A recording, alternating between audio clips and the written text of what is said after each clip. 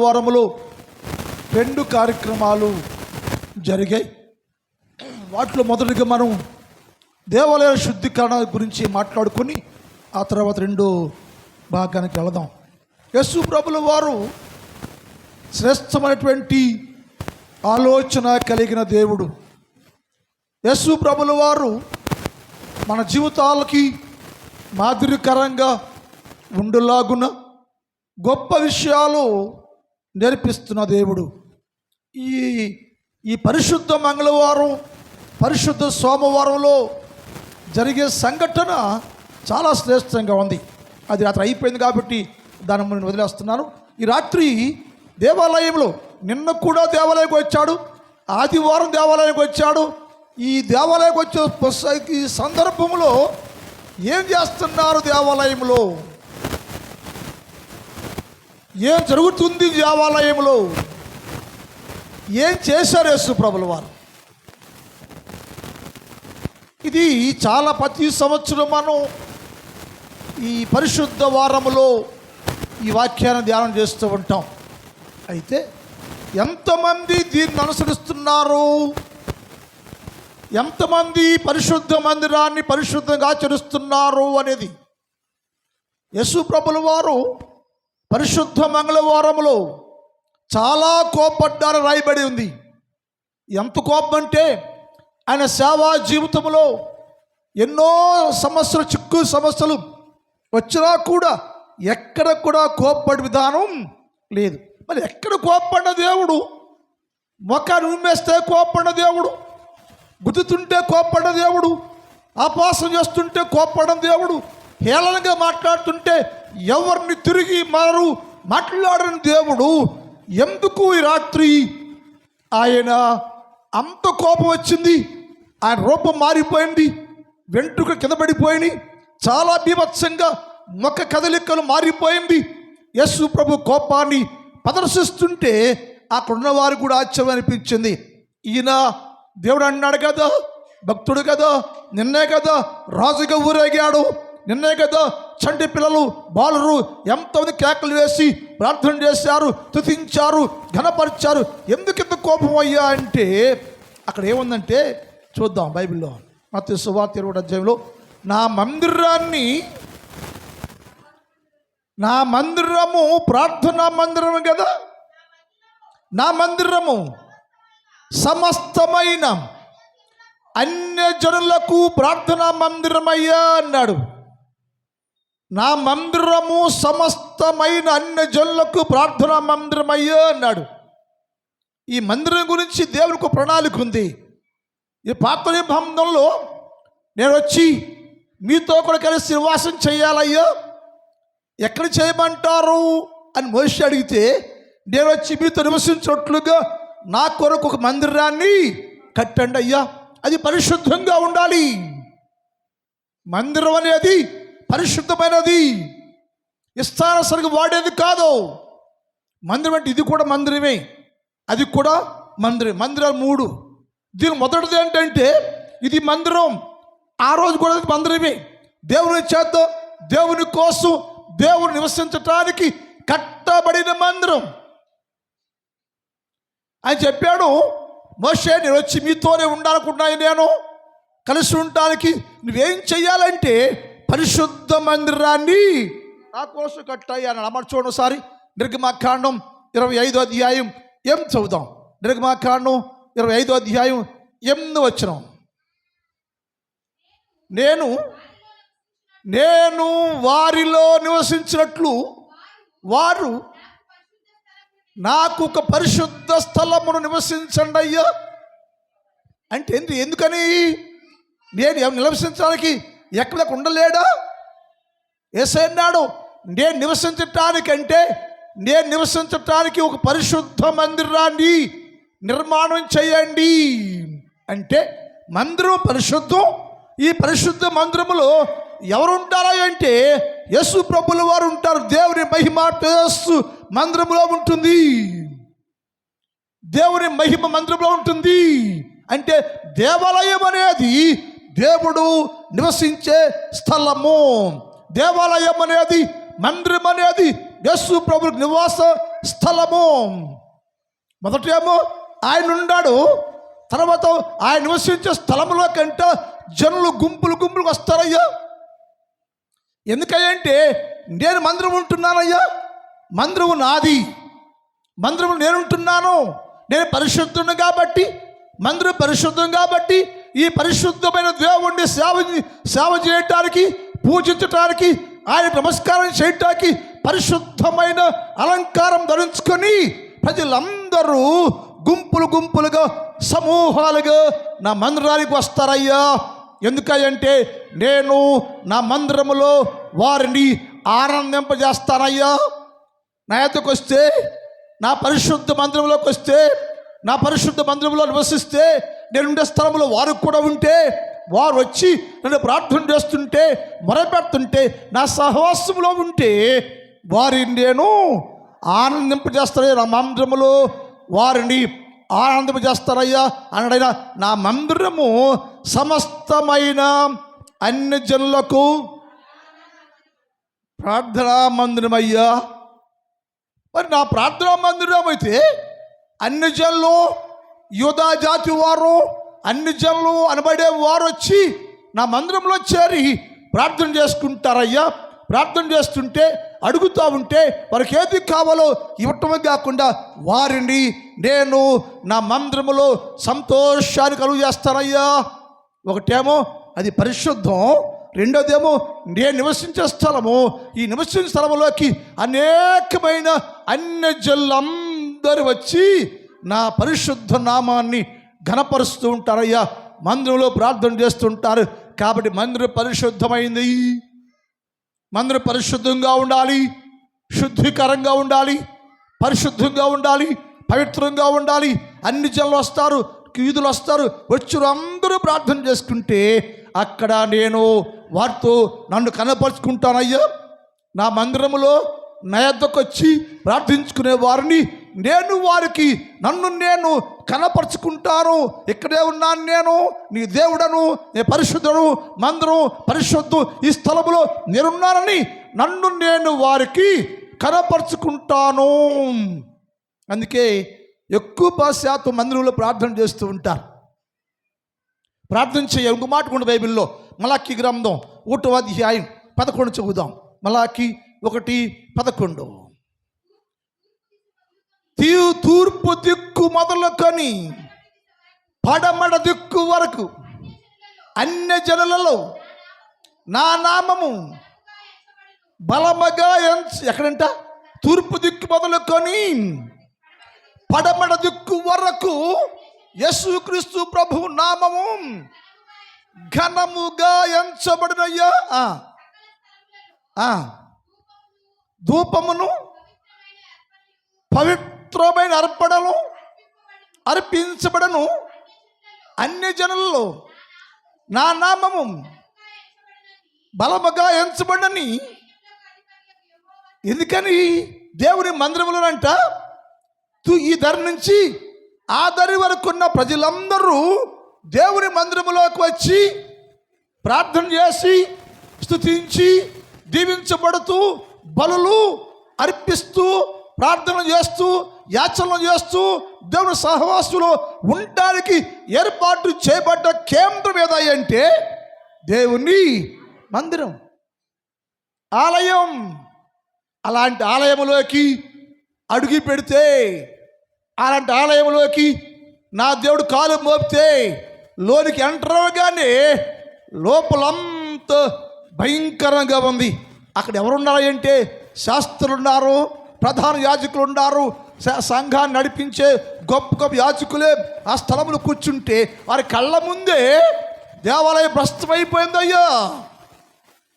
వారి కళ్ళ ముందే నాయకుడు అనేవాడు మందిరంలో ఉన్నాడు, ప్రధాన యాజకుడు అనేవాడు మందిరంలో ఉన్నారు. వాళ్ళ కళ్ళ ముందే వ్యాపారం, వాళ్ళ కళ్ళ ముందే మోసం, వాళ్ళ కళ్ళ ముందే దొంగల గృహం మార్చేశారు, వ్యాపార కేంద్రంగా మార్చేశారు. అయ్యా, నీ ఎవడు మార్చేయడానికి? అది యేసయ్య ప్రశ్న. ఇది నాది కదా, నా మందిరం కదా, నా స్థలం కదా, ఇష్టారసలు చేయడం నువ్వెవడు? అసలు నీకేడు సంబంధం?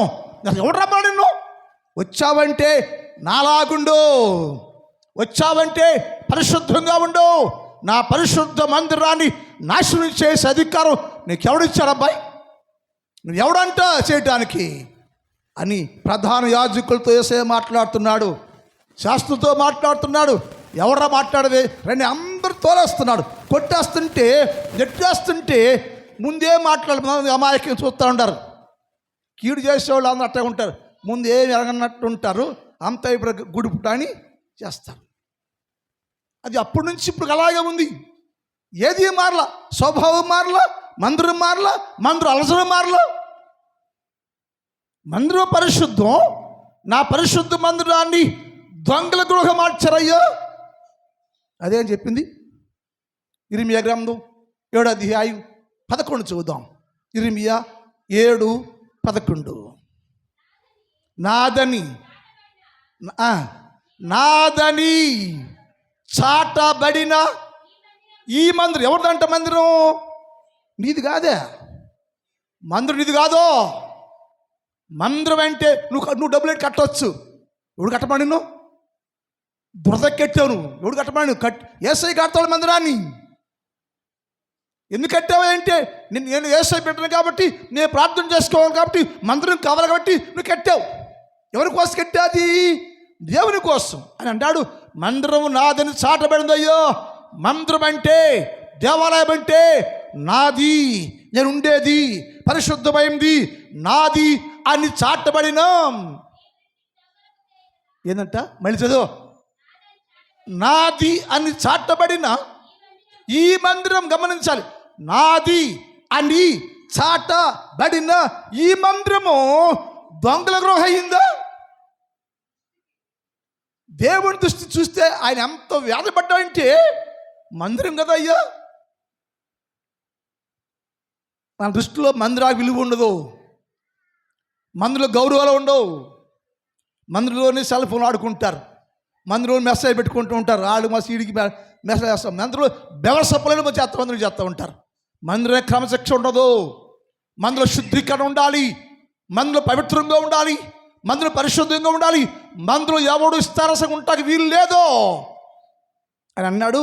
ఇది నా మందిరం అని చాటబడ్డాం కదా, ఇది మీరు మీ దృష్టికి దొంగల గృహ అయిపోయిందా? నా మందిరం చివరికి నా మందిర పరిస్థితి ఎలా వచ్చిందంటే దొంగల గృహగా మారిందా? ఆలోచించడి. నేనే ఈ సంగతి బయలుపరుస్తున్న చూసే కళ్ళగా ఎవడో చెప్పలేదయ్యా, ఎవడో నాకు చెప్పలా. నేను వచ్చి నా కళ్ళ ముందే నా మందిరంలో ఏం జరుగుతుంది, నా మందిరంలో ఏముంది, నా మందిరంలో ప్రజలు ఎలా ఉన్నారు, నా మందిరంలో ప్రార్థన చేస్తున్నారా, ధూపం వేస్తున్నారా, బల్లర్పిస్తున్నారా చూద్దామని అత్యాశతో నేను గాడిదనెక్కి ఉత్సాహంగా రాజుగా, యాజకునిగా, ప్రవర్తగా, దేవునిగా నేను మందిరంలో ప్రవేశం చేస్తే నాకు రావలసిన ఘనత, నాకు రావలసిన మహిమ, నాకు రావలసిన స్తోత్రార్పణ అక్కడ లేకపోయేనే. ఏమైంది? ఏముంది అక్కడ? నాకు చెందవలసిన ఘనత మహిమ లేకపోగా అక్కడ ఏముందంటే వ్యాపారం ఉంది, దొంగల గృహగా ఉంది, వ్యాపార కేంద్రంగా మార్చేశారు. ఎవరు మార్చారయ్యా? యోధా జాతి ప్రధాన యాజకులు. మందిరం నడిపించేవాడు ఖండించగలిగి ఉండాలి. మందిరం నడిపించేవాడు ఖండించాలి. తెర్రా పోతే పో, ఇది పవిత్ర స్థలం, ఇది పవిత్రంగా ఉండాలి, నువ్వు పరిశుద్ధిగా ఉండాలి, నువ్వు ఇష్టాల్సి ఉంటే కుదరదు. దేవుడి మందిరం ఇది, దేవుడు నివసించే స్థలం ఇది అని అన్నాడు. నేను నాది అనబడి స్థాపించిన ఈ మందిరము దొంగల గృహ అయిందా? నేనే కనుగొనుచున్నాను. ఇదే యెహోవాకు. అమ్మా, పూర్వమున నేను నా నామమును పూర్వము నా నామాన్ని గురించి ప్రకటన చేశాను, చెప్పాను. ఎన్ని చెప్పినా సరే మీరు నా మందిరాన్ని దొంగల గృహగా మార్చేశారు. అయ్యా, దొంగవాడు ఎక్కుంటాడు వచ్చి దొంగల గృహ అంటే దొంగల గృహ అంటే దొంగలు దాక్కునే స్థలం, అంతేగా. గృహం అంటే, గుహ అంటే రహస్య స్థలం, గుహ అంటే రహస్య స్థలం. అందులో ఎవరు ఉండారంట? దొంగలు ఉండారంట. దొంగడు చేస్తాడు, దోచుకుంటాడు, లాక్కుంటాడు, అడ్డం తిరిగితే చంపేస్తాడు. దోచుకుంటాడు, లాక్కుంటాడు, అడ్డం తిరిగితే చంపేస్తాడు. అంటే మందిరంలో ఎవడు ఉంటాడు? ఇప్పుడు దొంగలు ఉంటున్నారు, నరహంతులు ఉంటున్నారు, వారికి అవకాశం ఇస్తున్నాం మనం. దేవుని మందిరములో ఎవడు ప్రార్థన చేసేది? తాగుబోతోళ్ళు, వ్యభిచారులు, దొంగలు, హంతకులు, మోసగాళ్ళు, క్యారెక్టర్ లేని వాళ్ళు, మనసు లేని వాళ్ళు, మారిన వాళ్ళు కదా చేసేది. అంటే అర్థం ఏంటి? వాళ్ళందరూ వచ్చి దేవాలయంలో టెస్ట్ చేసుకుని ప్రార్థన చేస్తానికి వస్తే దేవాలయం ఉండితే పోద్దా? పోయింది. దేవాలయం ఉన్నప్పుడు పరిశుద్ధిగా ఉండదు. దేవాలయం ఉండేవాడు పరిశుద్ధుడే ఉండాలి, యాజకుడు పరిశుద్ధంగా ఉండాలి, దీనిలో ప్రజ పరిశుద్ధంగా ఉండాలి, దేవుని పరిచయం చేసే ప్రతి వ్యక్తి పరిశుద్ధులై ఉండాలి, బేవరసలు కాదు. అక్కడ ఏమైందంటే దొంగల గృహగా మార్చారు. యేసే మాట అంటాడు, చూద్దాం. యోహాను సువార్త 10వ అధ్యాయం 10వ వచనం. యోహాను సువార్త 10వ అధ్యాయం 10వ వచనం.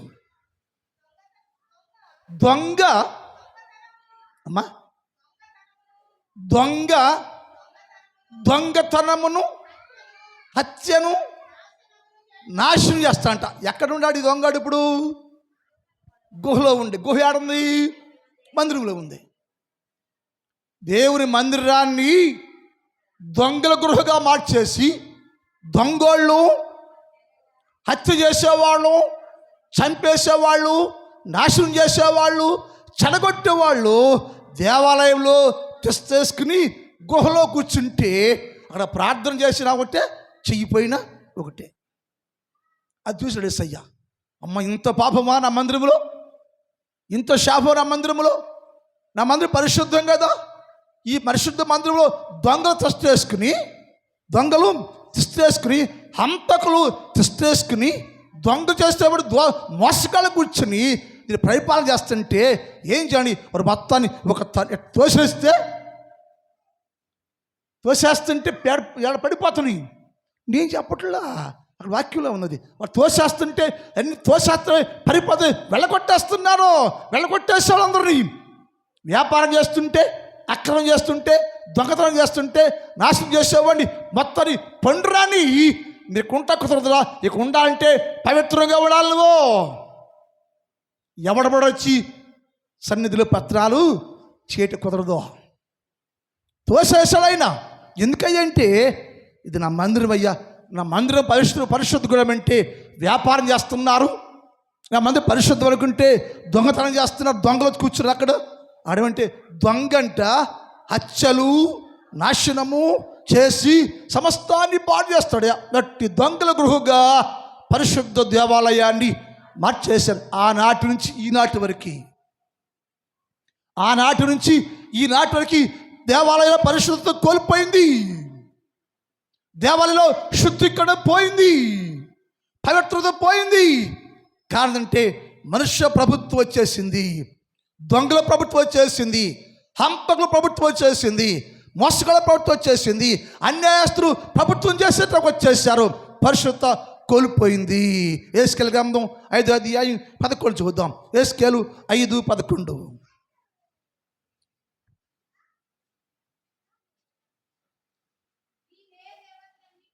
అమ్మా,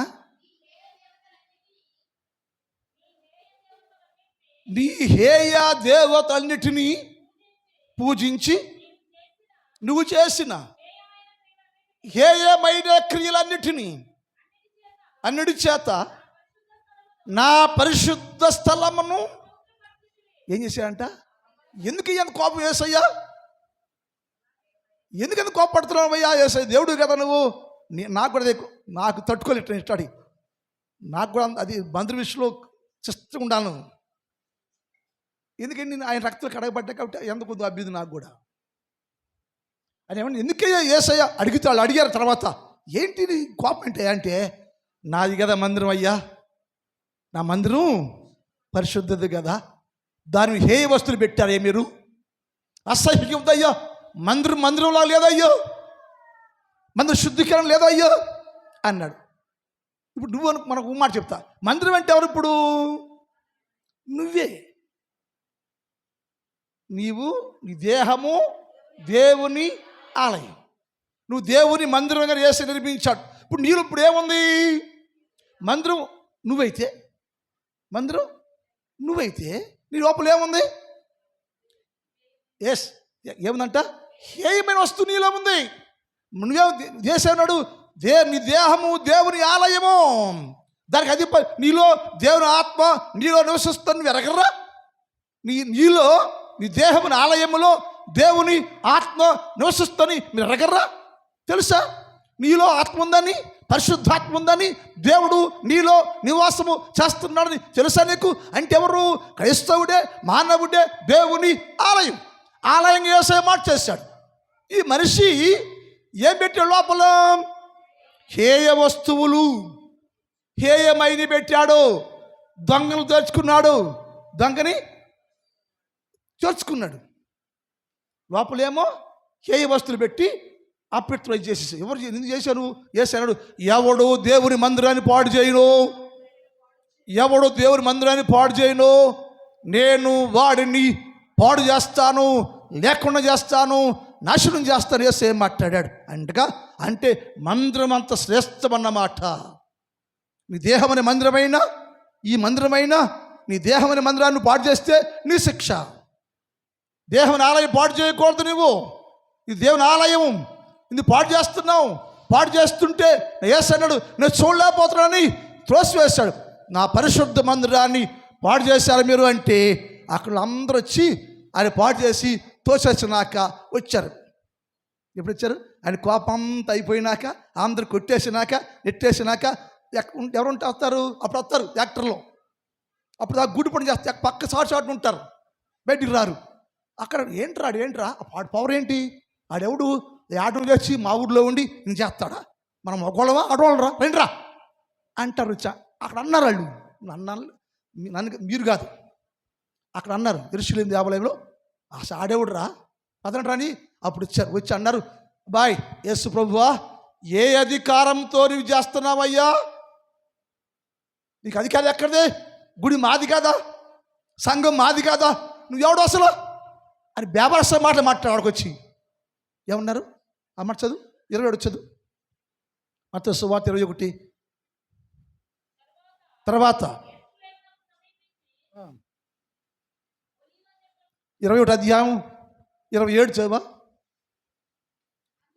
అందుకైన ఏ అధికారము వలన, అబ్బాయి అది అడిగి మాట అంటే, యేసు ప్రభువా నువ్వు దేవుడు కదా, పరిశుద్ధుడు కదా, గొప్పడు కదా, ఓర్పు ఉండాలి కదా, సహనం ఉండాలి కదా, శాంతి ఉండాలి కదా, ఎందుకయ్యా రెచ్చిపోయేవేంటి? ఏంటి నీ ఎక్కడికి అధికారం? ఈ మందిరములో అందరినీ వ్యాపారం జరక్కోకుండా, అక్రమం జరక్కోకుండా కొట్టేసి నెట్టేసే అధికారం నీకు ఎక్కడదయ్యా అంటే వేశాడు.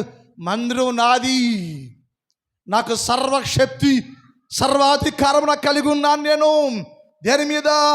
మందిరం మీద, మందిరం లోపల, సంఘం మీద, సంఘం లోపల సర్వాధికారం నేను కలిగి ఉన్నానయ్యా.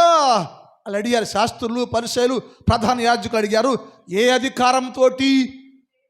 మళ్ళీ చదువు. అందుకైన ఏ అధికారం వలన ఈ కార్యాలు చేస్తాం? ఏ అధికారం వలన మందిరంలో దొంగలుగా మార్చాలంటున్నావయ్యా? ఏ అధికారమైనా వ్యాపారం జరుగుతున్నా ఆ గువ్వల వ్యాపారం త్రోసేసి బల్లలు పడగొట్టేసి గొప్పదంతా చేసావయ్యా, నీకేంటి అధికారం అంటే, ఇది నా మందిరం అయ్యా, నాకు సర్వాధికారం ఉందయ్యా. భూమి మీద, భూమి పైన, ఆకాశంలోను భూమిలోను సర్వ సృష్టి పైన నాకు సర్వాధికారం కలిగి దేవుడయ్యా. నేను నా మందిరాన్ని పాడు చేస్తుంటే, నా సంఘాన్ని పాడు చేస్తుంటే, నా స్థలాన్ని పాడు చేస్తుంటే చూస్తూ నేను ఊరుకునే సర్వాధికారము కలిగిందయ్యా. ఏం చేస్తావంట అంటే అని అడిగారు. ఇదంతా చేస్తున్నావయ్యా ఏంటి అని చిక్కు ప్రశ్నలు వేయటం ప్రారంభించారు.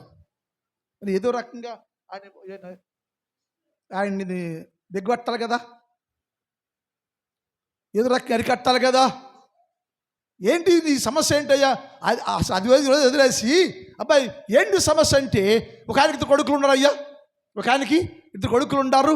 ఒకడేమో రమ్మన్నాడు, నన్ను ఎమ్మని చెప్పాడు, నేను రానన్నాడు, వెళ్ళిపోయాడు. ఇంకోటికి వెళ్ళాడు, వాడిని కూడా రమ్మన్నాడు, రమ్మంటే నేను రానని చెప్పి వాడు వస్తానని చెప్పాడు, రాలా. ఒకడేమో వస్తానన్నాడు, రమ్మంటే రాను అన్నాడంట. ఒకడేమో వస్తాను అన్నాడంట, వస్తాను అన్నవాడేమో రాలేదంట. రానన్నవాడేమో మనస్సు మార్చుకొని వచ్చాడంట. వాళ్ళు అడిగారు, వీళ్ళిద్దరు ఎవడు గొప్పడయ్యా అంటే వాళ్ళు ఏం చెప్పంటే ఒక్కరు చదవండి. అందుకు వారు మొదటివాడే అంటే, ఎవడయ్యా గొప్పడంటే మొదటివాడేనయ్యా అంటే, వాళ్ళు మొదటివాడంటే మీరు కాదయ్యా, మొదటివాళ్ళు గుడి నాది ఇదంతా నాదే, యెరూషలేమంతా నాదే, నీ యాజకులమి, ప్రధాన యాజకులమి, శాస్త్రులమి, పరిసరమి డప్పా కొట్టుకుంటే నీరు కాదయ్యా. వాళ్ళు ఎవరయ్యా అంటే సుంకరులను, చదువు అమ్మా, సుంకరులను వేస్తులంట. గమనించాలి, ఎవరంట వాళ్ళు? ఎవరంట? రమ్మంటే రామయ్య అన్నారంట. ఇంటికి వెళ్ళినాక మనస్సు మార్చుకొని, అయ్యో యేసయ్య రమ్మన్నాడు కదా, పోకపోతే బాగోదు కదా అని వారు వేస్తులంట, సుంకరులంట, వేశ్యత్వం కలిగి వేశ్యలుగా జీవిస్తున్న పాపంలో పడి ఉన్న వారంట మనస్సు మార్చుకొని, అయ్యో యేసయ్య పిలుస్తాడు వెళ్ళాలని మనస్సు మార్చుకొని వచ్చారట. వస్తాం లేవయ్యా, చేస్తాం లేవయ్యా అన్నవాడు ఒక్కడు కూడా రాల. వాళ్ళు ఎవరు గొప్ప అంటే అని అడిగాడు. వాళ్ళలో వేశ్యలు సుంకరులయ్యా, అయితే వాళ్ళది పరలోకమయ్యా, వాళ్ళది పరలోకమయ్యా అని చెప్పాడు. టైం అయిపోయింది. ప్రార్థన మిగిలిన భాగాన్ని తర్వాత చూద్దాం. మా తండ్రి, నీ పాదములకు వందనాలు. పరిశుద్ధుడవైన దేవ, ఈ పరిశుద్ధ మంగళవారములో మీరు దేవాలయంలో ప్రవేశించారయ్యా. దేవాలయంకి వెళితే దేవాలయంలో అక్రమ జరుగుతూ ఉంది, అన్యాయం జరుగుతూ ఉంది, వ్యాపారం జరుగుతూ ఉంది, మోసం జరుగుతూ ఉంది. వ్యాపారాన్ని దుర్వ్యాపారంలోకి దొంగల గృహగా మార్చేసి ఆ రోజునయ్యా బీభత్సం చేశారయ్యా. మీరయ్యా నీ మందిరాన్ని చూసి సహించలేక, వరవలేక మందిరంలో అక్రమ జరుగుతూ ఉంటే అందరూ త్రోసివేసి మందిరంలో ప్రభువా శుద్ధి చేసావు ప్రభువా.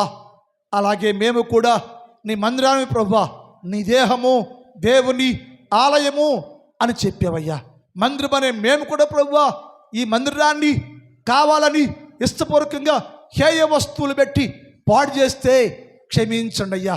పాడు చేసుకుంటే మాకే శ్రమ అయ్యా, పాడు చేసుకుంటే నీవు మాలో ఉండవు తండ్రి. అది గ్రహించుకొని ఈ మందిరాన్ని మేమయ్యా జాగ్రత్తగా కాపాడుకుంటూ నీ మందిరాన్ని, పరిశుద్ధ స్థలాన్ని పరిశుద్ధంగా పవిత్రంగా ఉంచుటకు సహాయం చేయయ్యా. ఈ పరిశుద్ధ మంగళవారంలో నువ్వు మాతో మాట్లాడే సందేశాలను మా జీవితాల్లోకి అన్వయించుకొని దాని ప్రకారం జీవించడానికి సహాయం చేయయ్యా. మందిరాన్ని గౌరవిస్తూ మమ్మల్ని గౌరవించుకుంటూ యేసు నామాన్ని గౌరవించే వారిగా సిద్ధం చేయమని ప్రార్థన చేస్తున్నాం తండ్రి. ఇక్కడ కూడబడినందరూ దీవించండి, ఆశీర్వదించండి. ఎవరికి ఏది కావాలో, ఏ మేలు కావాలో, ఏ సహాయం కావాలో మీ నామంలో దీవించండి, కాపాడండి ప్రభువా. నా సంఘాన్ని దీవించయ్యా. నా సంఘంలో ఉన్న ప్రతి కుటుంబాన్ని మీరు దీవించండి. ఏ కుటుంబానికి ఏది కావాలో, ఏ మేలు కావాలో సహాయం చేయండి. వ్యవసాయం చేస్తున్న ప్రతి వ్యవసాయదారుడయ్యా మంచి వాతావరణం ఇచ్చి వారందరూ మంచి పంటలు కూర్చుకొని సంతోషించాలి తండ్రి. అట్టి గొప్ప కార్యాలు ప్రతి రైతుకు దయచేయ. బిడ్డలు ఎంత కష్టపడుతున్నారు, ఎండలో ప్రభు పనిచేస్తున్నాయా, వారందరికీ మంచి ఆరోగ్యాలు దయచేయమని ప్రార్థన చేస్తున్నా. ఎవరు బలహీనలు పడకుండా ప్రతి బిడ్డను రక్తంలో కడిగి శుద్ధీకరించి మంచి ఆరోగ్యాలతో నింపి కాపాడి సాగుకొడుకోమని యేసు వారి పరిశుద్ధ నామములో ప్రార్థిస్తున్నాం తండ్రి. అందులో చిలమడదామండి. తండ్రి దేవుని ప్రేమ, కుమారుడు యేసుక్రీస్తు వారి కృప, పరిశుద్ధాత్మ దేవుని యొక్క అన్నిన సహవాసం ఇప్పుడు ఎప్పుడు ఎల్లప్పుడు సదాకాలము మనందరికి తోడై ఉండును గాక. ఆమేన్. హల్లెలూయా, హల్లెలూయా.